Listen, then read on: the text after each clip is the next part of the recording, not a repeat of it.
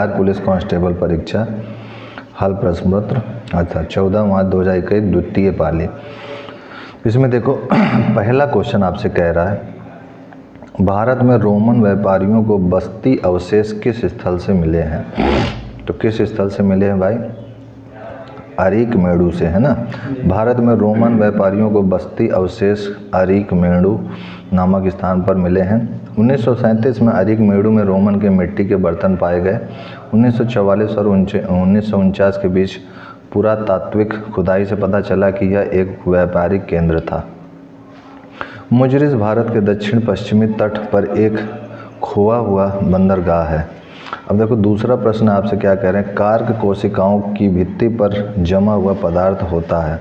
Cell wall of cork cells remains deposited with suberin. ठीक है, suberin क्या है? सुबेरिन पेरिडर्म की कार्क कोशिकाओं में सेल्यूलोज के साथ साथ मिश्रित पदार्थ है। यह एक संश्लिष्ट वसीय अम्ल है और इसकी उपस्थिति के कारण कोशिका भित्ति से होकर पानी आर पार नहीं जा सकता। क्विटीन कोशिका भित्ति की सुरक्षा में सहायक होता है। बायोलॉजी का है, हालांकि ये जो है आपके केमिस्ट्री में भी आ सकता है, सेलुलोज और ये सब जो है बायोमॉलिक्यूल चैप्टर में केमिस्ट्री के। नेक्स्ट जो है आपको देखो तीसरा क्वेश्चन क्या कह रहा है, चालू खाते के लेन देन हेतु भारतीय रुपये को कब से पूर्ण परिवर्तनीय किया गया?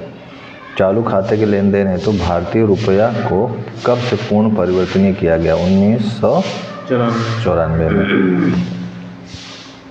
मुद्रा की परिवर्तनीयता से तात्पर्य एक ऐसी प्रणाली से है जिसके अंतर्गत एक देश की मुद्रा विदेशी मुद्रा में परिवर्तित हो जाती है।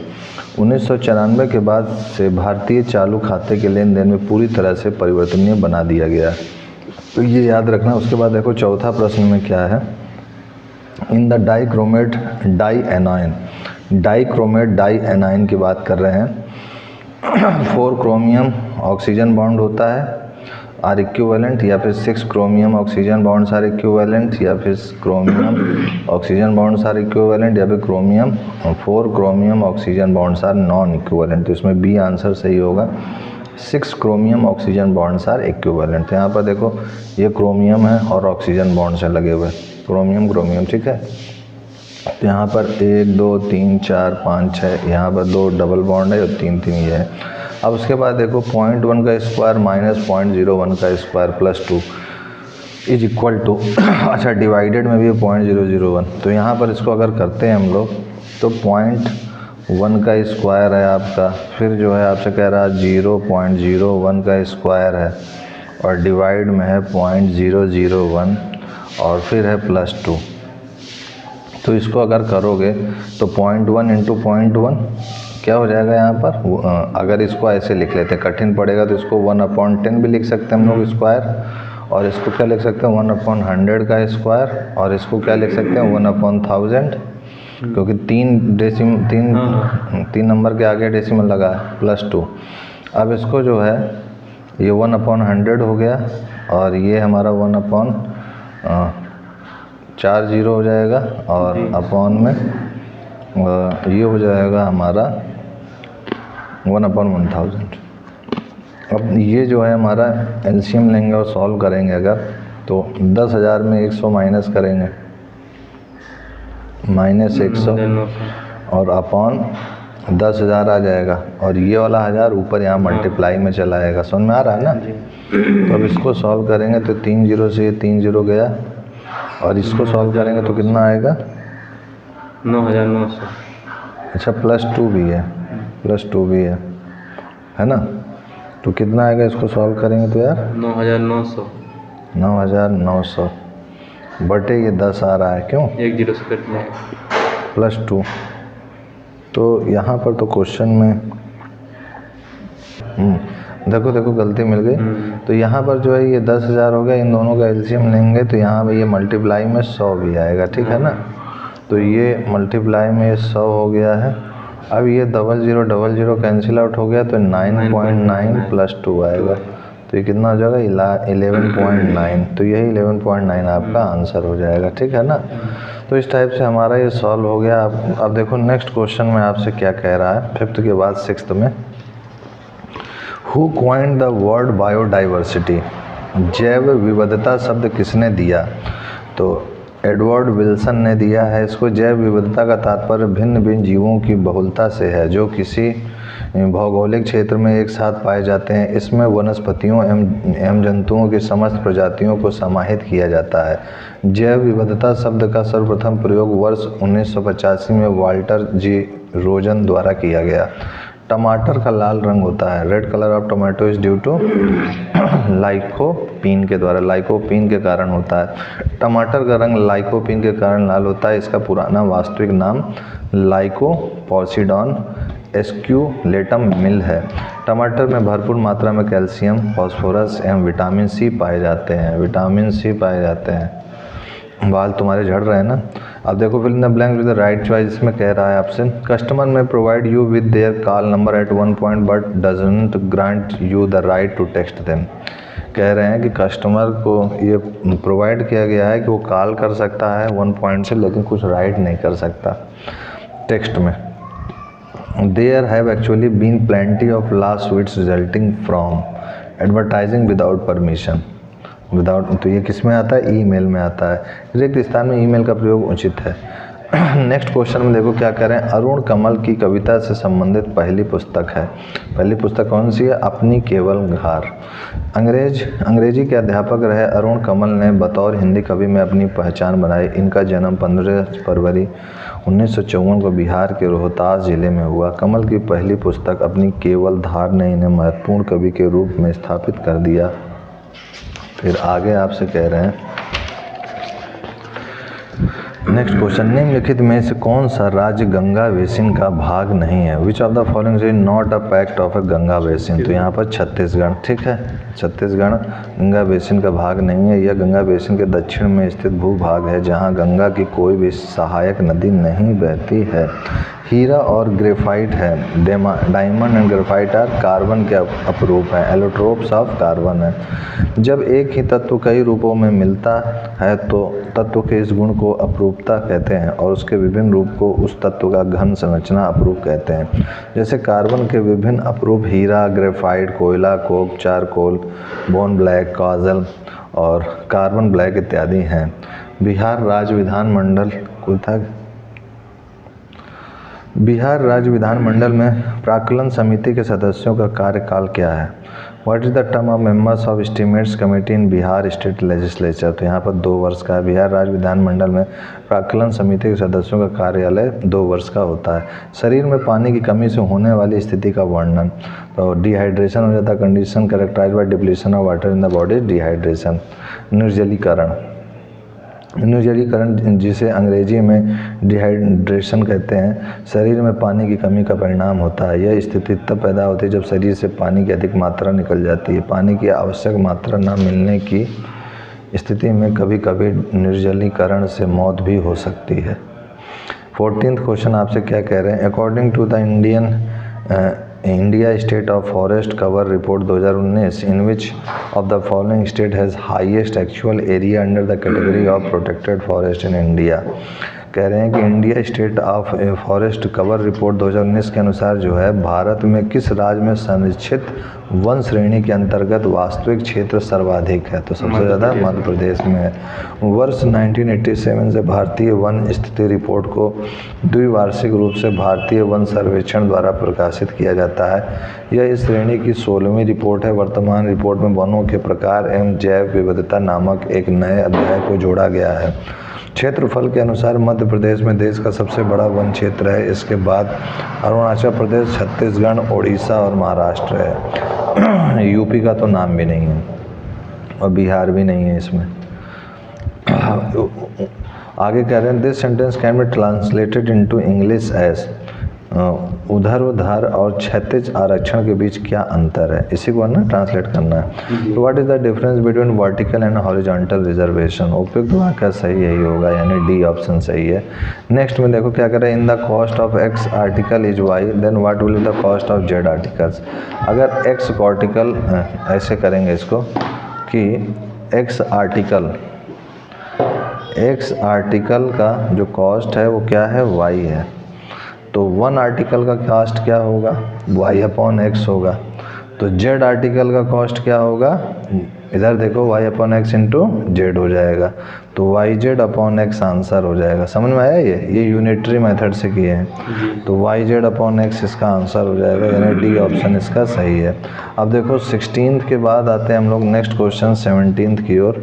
17th में आपसे क्या कह रहे हैं सिंपली कि निम्नलिखित में से कौन सा वेनेडियम द्वारा निर्मित हाइड्राइड का प्रकार है, which of the following is the type of hydride formed by vanadium.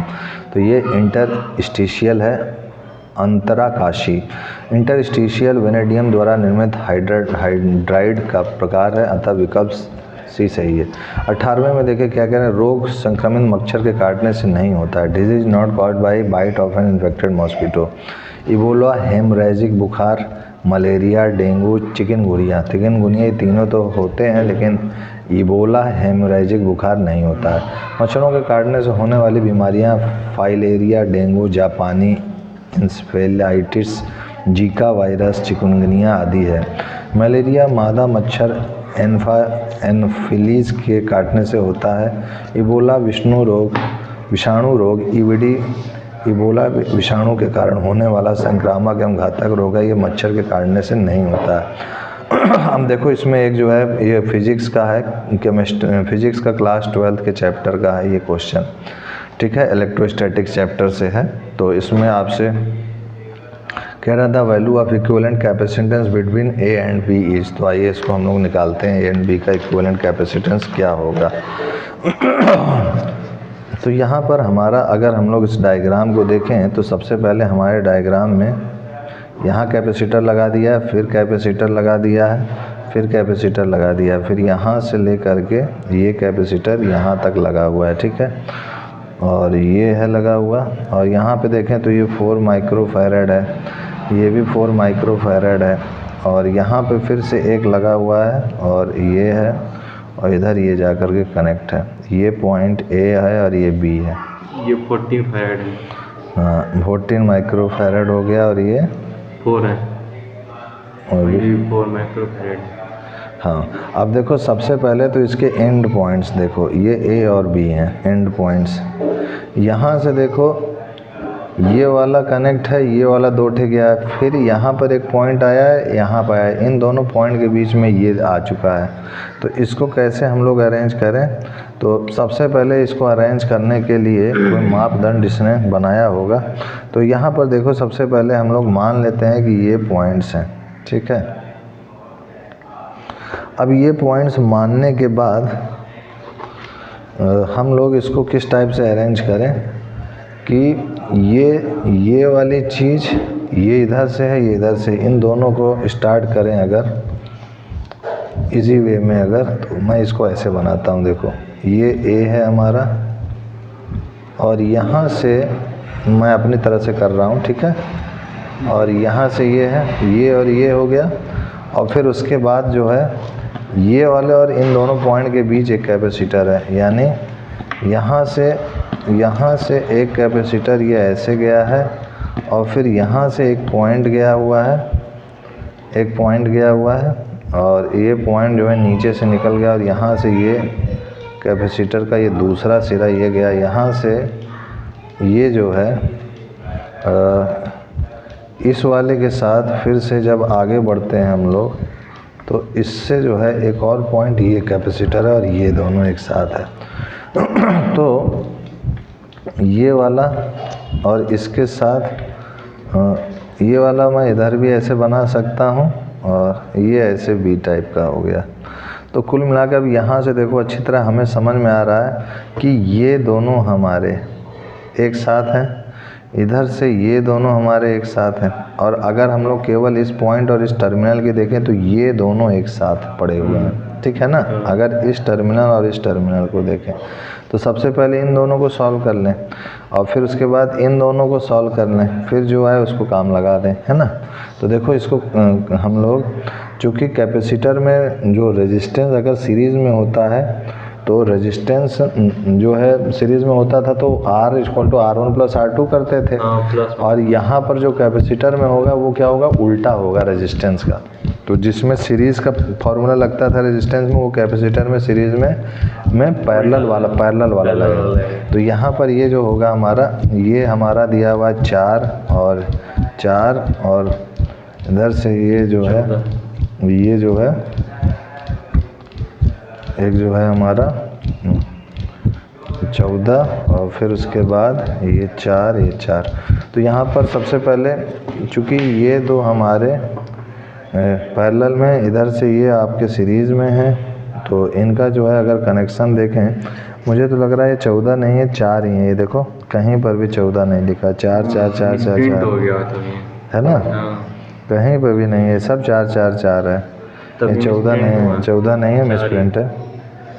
तो ये हो गया, सभी को 4 4 है। तो यहाँ पर देखो सबसे पहले इन दोनों को सॉल्व करते हैं। तो ये 4 और 4 जो है आपके सीरीज़ में है, तो सीरीज़ में पैरेलल की तरह काम करेंगे, यानी 1/4 plus 1/4 equal to 1/c dash मान लेते हैं। तो इसको सॉल्व करेंगे तो कितना आएगा, 2/4 यानी 2, यानी c डैश आ गया 2 माइक्रोफैरड। अब ये 2 माइक्रोफैरड हो गया है, और इधर से देखा जाए इन दोनों को सॉल्व करेंगे तो ये भी सीरीज़ में है, तो ये क्या हो जाएगा, 2 माइक्रोफैरड हो जाएगा। ठीक है, अब चूँकि ये 2 माइक्रोफैरड है और ये 2 माइक्रोफैरड है, तो यहाँ पर आगे आपसे क्या कह रहे हैं कि the value of equivalent capacitance at point A and B, इस ए पॉइंट और बी पॉइंट के क्रॉस अगर देखेंगे तो ये जो है 2 का ऐसे बनेगा कैपेसिटर, और इधर से देखेंगे तो ये 2 का इधर ऐसे बनेगा, और हमारा फाइनली जो है लास्ट में ये ऐसे आ जाएगा। तो यहाँ पर 2 और 2, चूँकि ये पैरेलल में है तो 2 और 2 क्या हो जाएगा, जुड़ेगा इस बार, तो ये 4 माइक्रोफैरड आ जाएगा। तो यहाँ पर जो है हम लोग जो है ओवरऑल देखो ये 2 को लिए हैं, फिर इधर से लिए हैं, और ए और बी के इक्विवेलेंट निकाल दिए हैं। यहाँ पर इस वाले 4 को हम लोग जो है इग्नोर किए हैं, ये चीज़ ध्यान रखना। अब उसके बाद जो है, क्योंकि हमें किससे मतलब था, केवल ए बी इक्विवेलेंट से मतलब था, तो यही हमारा आंसर हो गया। अब देखो उसके बाद आगे बढ़ते हैं हम लोग नेक्स्ट क्वेश्चन की ओर। तो नेक्स्ट क्वेश्चन में हमसे ये कह रहे हैं कि 1/, इधर की ओर दिखाओ, हाँ 20 क्वेश्चन में सिंपली कहा जा रहा है आपसे कि 20 क्वेश्चन में आपसे कहा जा रहा है कि 1/x-2 इज़ लेस देन 0। तो सोल्यूशन क्या होगा कुल मिला के पूछ रहे हैं आपसे। तो इसका सोल्यूशन के लिए देखिए 1/x-2 जो है लेस देन 0 है, तो यानी इसका क्रिटिकल पॉइंट क्या होगा, 2 होगा, क्रिटिकल पॉइंट 2 होगा, ध्यान समझना। अब यहाँ 2 नहीं रख सकते, अगर 2 रखेंगे तो ये 1/0 इनफाइनाइट देगा जी। अब 2 से कम वैल्यू रख करके देखते हैं, तो 2 से कम वैल्यू 1 होगी, तो निगेटिव में आएगा, सही है, क्योंकि 0 से कम आ रहा है, सही है। फिर उसके बाद निगेटिव में जो भी वैल्यू ऑफ x की रखोगे सब में ये कंडीशन सेटिस्फाइड हो रही है, यानी ये माइनस इनफाइनाइट से प्लस इनफाइनाइट के बीच में ये जो ग्राफ है वो इस टाइप से इधर की ओर जाएगा, यानी इसका जो सोल्यूशन होगा वो माइनस इनफाइनाइट से 2 तक होगा। x is the element of, ये समझ में आया कि नहीं जी? समझ में आया कि नहीं आया तो फिर से पूछ लो। देखो ये जो है माइनस इनफाइनाइट से 2 की ओर क्यों आ रहा है, क्योंकि यहाँ पर वैल्यू जो है लेस देन 0 है, यानी x के वह सारे मान बताओ जिसमें जो है सॉल्व करने पे इसको लेस देन 0 आए जी। तो x की वैल्यू 1 रखो, तो क्या आएगा 1 - 2 क्या होगा, माइनस, हाँ 1 होगा, तो -1 होगा, तो -1 0 से बड़ा है कि छोटा है, तो छोटा है ना, तो सेटिस्फाई कर रहा है ना।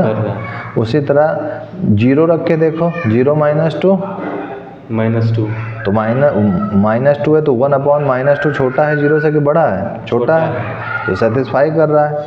इस तरीके से ये सारे कंडीशंस को सेटिस्फाई कर रहा है, इसलिए यही आंसर हो जाएगा। समझ पाए, मतलब 2 से जितने भी वैल्यू ऐसे छोटा रखते जाओगे सब में ये जो है सेटिस्फाई कर रहा है। यही क्वेश्चन सॉल्व किए थे ना, हाँ मुझे ध्यान नहीं। अब देखो उसके बाद नेक्स्ट क्वेश्चन में आपसे क्या कह रहे हैं, यहाँ पर 20 के बाद 21 क्वेश्चन में ये वाला सुधार लीजिएगा, ये वाला यहाँ पर मिसप्रिंट है, 14 नहीं है, ठीक है। ये 4 है, या ध्यान रखिएगा। और हकीकत में ये 4 4 है, इधर से ये 4 4 है, और ये वाले को इग्नोर कर देंगे। क्यों इग्नोर कर देंगे? क्योंकि ये जो है यहाँ पर कुछ बहेगा ही नहीं, क्योंकि ये एक तरीके से व्हीट स्टोन ब्रिज की तरह काम करने लग रहा है। समझ रहे हो? रेशियो इन दोनों का इक्वल आ रहा है। तो ये जो है आपका नेक्स्ट हो गया 20 के बाद हमारा 21 की तरफ। विच of the following metal does not give an out hydrogen on the reaction with acids. तो कह रहे हैं कि हाइड्रोजन गैस नहीं देगा रिएक्शन करेंगे एसिड्स के साथ को। तो आयरन है। क्यों नहीं देगा? कि अम्लों का स्वाद खट्टा होता है तथा क्षारकों का स्वाद कड़वा होता है, और अम्ल तथा क्षारक एक दूसरे के प्रभाव को समाप्त कर देते हैं। अम्ल की धातुओं के साथ अभिक्रिया कराने पर हाइड्रोजन गैस मुक्त नहीं करते। सोना, चांदी, तांबा, प्लेटिनियम तथा पास हाइड्रोजन गैस मुक्त नहीं करते हैं। 22वां क्वेश्चन देखो क्या कह रहे हैं कि who among the following is the supporter of force theory of origin of state. निम्न में से कौन राज्य की उत्पत्ति के बल सिद्धांत का समर्थक है? यहाँ पर आपका आंसर हो जाएगा ओपेनहाइमर। प्रश्न के दिए गए विकल्पों में से राज्य की उत्पत्ति के बल सिद्धांत के प्रमुख समर्थक ओपेनहाइमर हैं, अतः विकल्प सी सही है। अब उसके बाद देखो नेक्स्ट क्वेश्चन आ गया 23वां। A liquid drop and a soap bubble have the same radius. इसको जो है अभी हम लोग करते हैं कॉपी में। A P1 is the excess pressure inside the liquid drop and P2 that in the soap bubbles. Then इनमें से कौन सा सही होगा? तो देखो ये समझो कि ये हमारा एक सोप बबल है, ठीक है। तो अब सोप बबल क्या होगा? ऐसे गोल सा होगा, गुब्बारे टाइप का। अब उसके अंदर कोई प्रेशर लगेगा और कोई बाहर से जो हवा है वो भी दाब लगाएगी। तो ये कह रहे हैं कि अ लिक्विड ड्रॉप है एंड अ सोप बबल। ये मान लो लिक्विड ड्रॉप है, दिस इज लिक्विड, और ये हमारा एक सोप बबल है, दिस इज सोप बबल। झाग जो बनते हैं, तो इस सोप बबल में जो है P1 with the excess pressure inside the liquid drop, इसके अंदर ये P1 प्रेशर लग रहा है और इसके अंदर क्या लग रहा है? P2 प्रेशर लग रहा है इन द सोप बबल। तो इसको अगर हम लोग देखेंगे, सॉल्व करेंगे, तो इसका जो एक्सेस प्रेशर का मान होगा बूंद का, लिक्विड ड्रॉप का, वो 4S/R होता है, और इसका जो होता है P2 जो है 2S/R होगा। ये S क्या है सर? सरफेस टेंशन है, ध्यान रखना। R क्या है? आपका रेडियस ऑफ बबल्स हैं, ठीक है। तो अगर इनको हम लोग सॉल्व करें तो ये सिंपली इन दोनों को डिवाइड कर दो। तो P1/P2 को डिवाइड किया तो 4S/R, और ये आ जाएगा 2S/R। R से R कैंसिल, 2S से ये कैंसिल, तो ये P1 = 2P2 आ जाएगा। तो P1 = जो 2P2 आया है, यही आपका ऑप्शन सही होगा। तो कुल मिलाकर के ये आपको याद रखना होगा फॉर्मूला कि लिक्विड के लिए 4S/R होता है, और S क्या है? सरफेस टेंशन है। मैं यहाँ लिख देता हूँ, ये सरफेस टेंशन है। सरफेस टेंशन सर क्या होता है? ये होता है फोर्स पर यूनिट लेंथ होता है सरफेस टेंशन, ठीक है। याद रखिएगा, यही यूज़ हो रहा है। अब उसके बाद देखिए यहाँ पर नेक्स्ट क्वेश्चन में आपसे कह रहा है what are the DCs of the line whose DRs are 1, -2, 3। तो यहाँ पर DCs मतलब क्या कह रहा है? डायरेक्ट द्विकोजीय किसी रेखा जिसके दिक अनुपात 1, -2 और 3 है। अच्छा, कॉमन ये कोसाइन रेशियोज तो नहीं है? हाँ, कोसाइन रेशियोज होगा। तो यहाँ पर आपसे ये कह रहे हैं कि ऐसे समझ लो कि इस क्वेश्चन में क्या है, सिंपल है कि A जो है आपको दिया हुआ है 1, और B दिया हुआ है -2, और C दिया हुआ है 3, ठीक है। तो यहाँ पर अगर अंडर नून निकालेंगे A² + B² + C², तो ये हो जाएगा हमारा 1 का स्क्वायर प्लस -2 का स्क्वायर प्लस 3 का स्क्वायर, ठीक है। तो ये आपका हो जाएगा सिंपली 1, 4, 9, 9 4 13 1 14 √14। अब हर एक से मतलब A इसका जो पूछ रहा है आपसे what are the DCs of the line, तो जो DCs है वो आपका हो जाएगा A/√A² + B² + C², और B/√A² + B² + C², और C/√A² + B² + C²। यही होगा आपका, ऐसे ब्रैकेट में लिखते हैं। याद आ रहा है? हाँ। डायरेक्ट कॉमन रेशियोज जो निकालते थे हम लोग, ये 3D में है। मैथमेटिक्स के क्लास 12 चैप्टर में जो 3D चैप्टर है जी, उससे रिलेटेड ये क्वेश्चन है बेटा। तो ये हो जाएगा आपका A हो जाएगा 1/√14, ये हो जाएगा -2/√14, और ये हो जाएगा आपका 3/√14। तो इनमें से कौन सा ऑप्शन सही है? तो तो यहाँ पर सी डी वाला ऑप्शन सही है, 1/√14 -2/√14 -3/√14। अब देखो 24 के बाद हमारा आता है नेक्स्ट क्वेश्चन 25वां। इसमें कह रहा है मुंबई में नाविक विद्रोह की शुरुआत कब हुई है। तो मुंबई में नाविक विद्रोह की शुरुआत कब हुई है? 18 फरवरी 1946 में हुई है। भारत की आज़ादी के ठीक पहले मुंबई में रॉयल इंडियन नेवी के सैनिकों द्वारा पहले एक पूर्ण हड़ताल की गई और उसके बाद खुला विद्रोह भी हुआ है। इसे ही जल सेना विद्रोह या मुंबई विद्रोह के नाम से जाना जाता है। यह विद्रोह 18 फरवरी 1946 को हुआ, अतः विकल्प सी सही है। आज़ादी से पहले ही हो गया था विद्रोह है। अब देखो आगे क्या कह रहे हैं, एक अमीटर का प्रतिरोध, an ammeter has a resistance of 10 ohm. इसको करते हैं हम लोग। देखो क्वेश्चन में आपसे सिंपली कह रहा है कि ammeter has a resistance of 10 ohm, 10 ohm का रेजिस्टेंस है and is capable of measuring current up to 50 ampere when an extra shunt is added to it. कह रहे हैं कि एक्स्ट्रा शंट उसमें ऐड किया गया है। ऐसे समझो कि ये एमीटर मैंने बना दिया, ठीक है, और कैपेबल ऑफ मेजरिंग, ये जो एमीटर है वो उसका जो रेजिस्टेंस है वो 10 ओम है और ये जो है 50 एम्पियर की करंट को एमीटर मेजर कर सकता है। When an extra shunt is added to it, एक इसमें जो है एक्स्ट्रा शंट जो ऐड कर दिया। एक्स्ट्रा शंट का क्या तात्पर्य है, जैसे रेजिस्टेंस आर है इसमें ऐसे एक शंट हमने लगा दिया, इसको एस कहते हैं, ठीक है। अब आगे कह रहे हैं आपसे added to it the ammeter becomes capable of measuring current up to 25 ampere. तो कह रहे हैं कि जब हमने शंट लगाया तब ये 25 एम्पियर की करंट को मेजर करने के योग्य बन गया इस वाले केस में, और केवल रेजिस्टेंस था तो 50 था। अब आपसे कह रहे हैं the resistance of added shunt, तो बताइए जो रेजिस्टेंस ऐड किया गया है उसका मान क्या होगा, मतलब इस एस की वैल्यू पूछ रहा है। तो ध्यान रखना, हमें पता है कि जितना वोल्टेज इसमें होगा उतना वोल्टेज इसमें आएगा जी। और वोल्टेज क्या होता है, I इंटू आर। तो यहाँ पर जो है आर है और आर की वैल्यू दी हुई है 10 और करंट यहाँ पर कितना है 50। और यहाँ पर चूंकि पैरेलल में लगे हुए हैं तो पैरेलल में वोल्टेज सेम होते हैं, तो इस कारण से जो वोल्टेज इसके क्रॉस होगा वही वोल्टेज इसके क्रॉस होगा। तो इसका क्या हो जाएगा करंट इंटू रेजिस्टेंस। तो यहाँ रेजिस्टेंस की वैल्यू एस है जो हमें निकालनी है और करंट यहाँ पर कितना 25 है। इसको सॉल्व किया तो ये हो गया हमारा 50 गुणे 10/25, तो ये 2 टाइम्स जाएगा, तो ये शंट की वैल्यू 20 ओम आ गई। तो ये याद रखना, एकदम इजी क्वेश्चन था, ठीक है। समझ में आया कि नहीं? आ गया। तो इस टाइप से ये होगा। अब देखो आगे क्वेश्चन कह रहे हैं आपसे, ये जो है दिखने में भयंकर था, ये जो व्हीट स्टोन ब्रिज पढ़े हो ना, ऐसे ये था, सब पढ़े हो तुम, याद आ रहा है व्हीट स्टोन ब्रिज? और ये ऐसे लगा था ऐसे, और यहाँ से ऐसे ऐसे लगा था। तो ये P Q R S, तो P upon Q equal to R upon अगर S है, ऐसे करके कुछ था ना। तो यहाँ पर कोई भी करंट फ्लो नहीं होगी, तो इससे कोई मतलब नहीं होगा, तो इसलिए वहाँ पर हम लोगों ने इसको इग्नोर किया था। समझ रहे हो, ये चीज़ है, वही कॉन्सेप्ट यहाँ यूज़ हुआ है। अब देखो नेक्स्ट जो है हम लोग क्वेश्चन पेज पे चलते हैं और आगे के क्वेश्चन को देखते हैं क्या कह रहे हैं। 26वें के बाद हमारा नेक्स्ट क्वेश्चन 27वां है। कृषि प्रतिवेदन 2019 के अनुसार भारत में मक्का का द्वितीय सर्वाधिक उत्पादक राज्य है, कौन सा है भाई? मध्य प्रदेश है। As per agriculture report 2019 the state which is the second largest producer of the maize in India is Madhya Pradesh.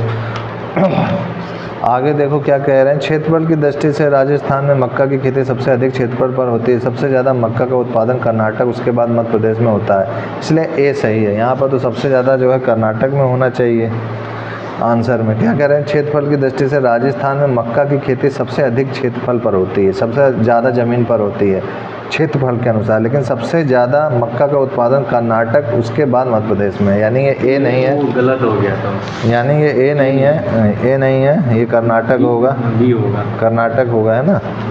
B सही तरह इसको रिवाइज करो यार। अब देखो नेक्स्ट क्वेश्चन आपसे क्या कह रहे हैं कि फिल इन द ब्लैंक्स, हाँ इसको बी कर देते हैं। कह रहे हैं fill in the blanks with suitable form of verb, it's cold in Delhi, icy winds. तो फिल इन द ब्लैंक्स है minimum temperature below 5 degree Celsius, cold wave to continue. तो क्या होगा, ब्रिंग होगा। फिल इन द ब्लैंक्स है, English का है, verb भरना था, याद रखो, इस कर लोगे, इंग्लिश का पोर्शन है। फिर आगे आपसे क्या कह रहे हैं, कि letter our wedding lying near the television, ये हाँ ये है ना एक तरीके का पैसेज दिया हुआ है, फिर इसमें बताना है किसके ऊपर है, मेजर थीम किसके ऊपर है, तो मदर लूजिंग देयर आइडेंटिटी पर है। नेक्स्ट क्वेश्चन है आपके लिए है which stain is use to stain nucleus, तो क्या होगा हेमेटोजाइलिन। हीमेटोजाइलिन एक ऐसा स्टेन है जो कि यूज़ किया जाता है स्टेन न्यूक्लियस के लिए। कोशिका के केंद्रक के अभिरंजन में हीमोटोजाइलिन नामक अभिरंजक का उपयोग किया जाता है, अतः विकल्प बी सही है। नेक्स्ट देखो क्या कह रहे हैं, IO4 में I की ऑक्सीकरण संख्या क्या है, what is the oxidation number of I in IO4, तो ऑक्सीडेशन नंबर क्या हो जाएगा यहाँ पर सिंपली 7 हो जाएगा, ऑक्सीडेशन संख्या 7 होती है और इसको निकालने की विधि भी है। ऑक्सीकरण संख्या किसी रासायनिक यौगिक में बंधे हुए किसी परमाणु के ऑक्सीकरण में के दर्जे का सूचक होता है। यह संख्या बताती है कि यौगिक के रासायनिक बंध में वह परमाणु कितने इलेक्ट्रॉन और यौगिक में स्थित अन्य परमाणुओं को खो चुका है। 32वां देखो क्या करें, the headquarter of the east central railway is located at Hajipur, ठीक है, हेडक्वार्टर जो है ईस्ट सेंट्रल रेलवे में है। पूर्व मध्य रेलवे भारतीय रेल की एक इकाई है, इसे लघु रूप में ECR कहा जाता है। इसकी स्थापना 1 अक्टूबर 2002 में हुई थी। इसका मुख्यालय हाजीपुर में स्थित है। दानापुर, धनबाद, मुगलसराय, समस्तीपुर आदि रेल मंडल इसी के अंतर्गत आते हैं। नेक्स्ट क्वेश्चन आपसे कह रहे हैं, फिजिक्स के बहुत क्वेश्चन मिल रहे हैं इसमें, फिर से देखो फिजिक्स का क्वेश्चन आ गया। When unpolarised light is incident at an angle of 60 degree on a transparent slab the reflected rays are found to be completely plane polarised, तो रिफ्लेक्टेड रेज जो है कम्प्लीटली प्लेन पोलराइज्ड हो गए हैं। The refracted index of the slab and the angle of refraction into the slab are respectively, तो एकदम इसको रट डालो कि आपको अगर ट्रांसपेरेंट स्लैब की बात कर रहा है तो आपका जो रिफ्रैक्टिव इंडेक्स स्लैब का और एंगल ऑफ रिफ्रैक्शन क्या हो जाएगा 1.732 से 93 डिग्री हो जाएगा। जब एक पारदर्शी पट्टिका पर प्रकाश 60 डिग्री कोण पर अपतित होती है तो अपवर्तित किरणें पूर्ण समतल ध्रुवित होती हैं। इस स्थिति में पट्टिका का अपवर्तन गुणांक एक परावर्तन कोण का मान 1.732 और 93 डिग्री होता है। हालांकि इसमें फॉर्मूला भी यूज होगा, लेकिन इतने से आपका काम हो जाएगा कि जो सबसे ज़्यादा वाला एंगल है वो 93 डिग्री है, ये आंसर में मान रख लीजिएगा। अब देखिए नेक्स्ट में क्या कह रहा है आपसे, राजनीतिक परिघटना के अध्ययन की दार्शनिक विधि क्या है, the philosophical method of studying political phenomena is, प्रकृति से आगमनात्मक inductive in nature, deductive in nature, और प्रकृति से तुलनात्मक कंपैरेटिव नेचर या फिर एक्सपेरिमेंटल नेचर। तो डिडक्टिव इन नेचर होगा। डिडक्टिव इन नेचर राजनीति परिघटना के अध्ययन की दार्शनिक विधि प्राकृतिक रूप से निगमनात्मक प्रकार की है, और निगमनात्मक प्रकार में आपका डिडक्टिव नेचर है। और ये डिडक्टिव नेचर मतलब समझ रहे हो, सरल भाषा में ऐसे समझो कि ये इंडक्टिव है और ये डिडक्टिव है। तो किसी चीज़ को इंडक्टिव में क्या है कि किसी चीज़ को पहले हमने जो है एग्ज़ाम्पल दे दिया, किसी क्वेश्चन पे पहले एक एग्ज़ाम्पल दिया और फिर उसके बाद उसका फॉर्मूला करा दिया। देखो दो तरीके से पढ़ाई कराई जाती है ना, पहले क्या होता है कि a+b का होल स्क्वायर फार्मूला लिखा दिया जाता है, a² + b² + 2ab, फिर उसके बाद इस पर बेस्ड एग्जाम्पल करा दिया जाता है। और एक होता है कि पहले एग्जाम्पल करा दिया गया फिर फार्मूला बताया गया, तो यही इंडक्टिव और डिडक्टिव है। अब उसके बाद देखो तो नेक्स्ट है आपके पास जिंदगी नामा उपन्यास किसके द्वारा रचित है, तो किसके द्वारा रचित है, कृष्णा शोभित के द्वारा रचित है। जिंदगी नामा जिंदा रुख हिंदी के विख्यात साहित्यकार कृष्णा शोभित द्वारा रचित एक उपन्यास है, जिसके लिए उन्हें सन 1980 में साहित्य अकादमी पुरस्कार से सम्मानित किया गया। इसका प्रकाशन सन 1979 में हुआ था। इन्होंने गुजरात पाकिस्तान से गुजरात हिंदुस्तान तक चर्चित उपन्यास लिखा है। नेक्स्ट क्वेश्चन में आपसे कह रहे हैं which statement correct in context of fronts, वातागृहों के संदर्भ में कौन सा कथन सत्य है। जब शीतल वायु उष्ण वायु राशि की ओर अग्रसर होती है कहाँ पर थे हम लोग, हाँ, तो इस प्रकार निर्मित वाताग्र एक उष्ण वाताग्र होता है when a cold air moves forwards a warm air mass the front so formed is warm front. फिर दूसरा ऑप्शन क्या कह रहे हैं, if an air mass is fully lifted above land surface a front so formed is stationary front. ऐसा नहीं है। सी में देखो क्या कह रहे हैं यहाँ पर, when a warm air moves towards a cold air mass the front so formed is a cold front। और लास्ट है आपका fronts are characterized by steep gradient in temperature and pressure। steep gradient मतलब कि एक step से steep gradient के आधार पर होगा, तो ये डी ऑप्शन सही है। शीत वाताग्र, जब शीतल व भारी वायु तेजी से उष्ण वायु राशियों को ऊपर धकेलती है तो शीत वाताग्र का निर्माण होता है। ठीक है। उष्ण वाताग्र, जब गर्म वायु राशियों तेजी से ठंडी वायु राशियों के ऊपर स्थापित होते तो उष्ण वाताग्र का निर्माण होता है। फिर आगे क्या कह रहे हैं आपसे कि स्थायी वाताग्र, अचर वाताग्र, स्थायी वाताग्र में दो विपरीत स्वभाव की वायु राशियाँ एक दूसरे के समांतर चलती हैं जिसमें कोई भी वायु ऊपर नहीं उठती।